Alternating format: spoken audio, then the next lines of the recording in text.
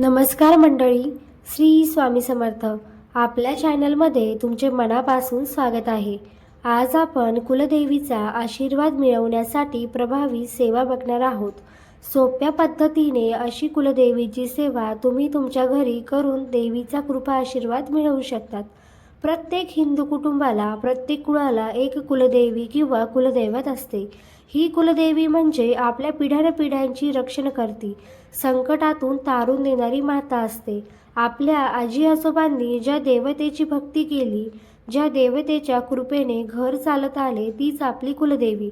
आजच्या धावपळीच्या जीवनात आपण देवपूजेकडे, कुलदेवी सेवेकडे दुर्लक्ष करतो. पण लक्षात ठेवा, कुलदेवी प्रसन्न असेल तर घरावर कितीही संकट आले तरी ते फार काळ टिकत नाही. म्हणूनच आज आपण पाहणार आहोत की घरबसल्या सोप्या पद्धतीने कोणताही मोठा खर्च न करता कुलदेवीची सेवा कशी करता येईल. चला तर बघूया. कुलदेवी म्हणजे काय? कुलदेवी म्हणजे आपल्या कुळाची अधिष्ठात्री देवता. ही देवता केवळ पूजेपुरती मर्यादित नसून ती संपूर्ण वंशाचे संरक्षण करणारी असते.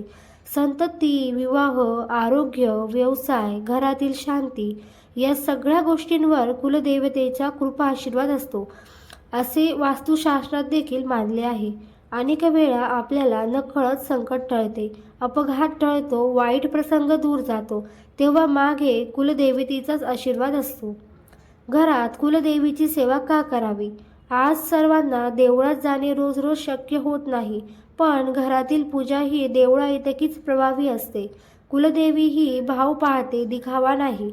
मनापासून केलेली छोटीशी सेवासुद्धा तिला प्रिय आहे.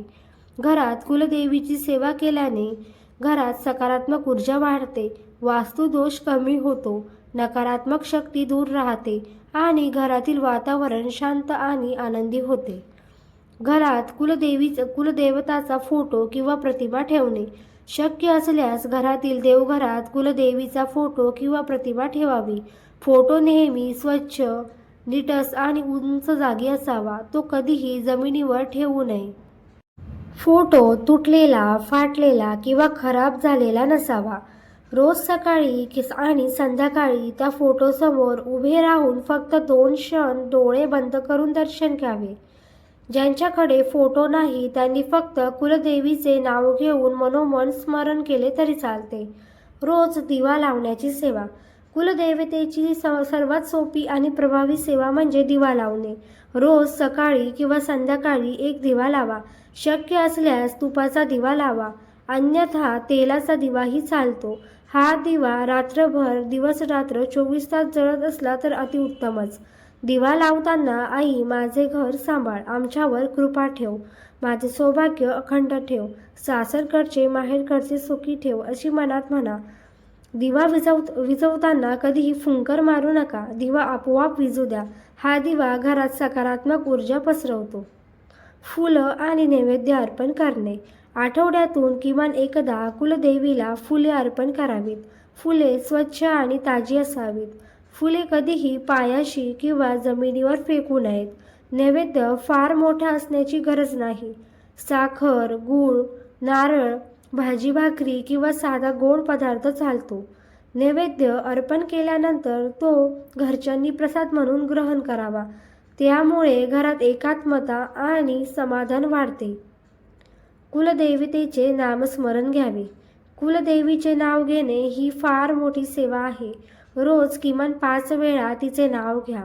ओम सर्व मंगल मांगल्ये शिवे सर्वार्थ साधिके शरणत्र्यंबके गौरी नारायणी नमस्तुते.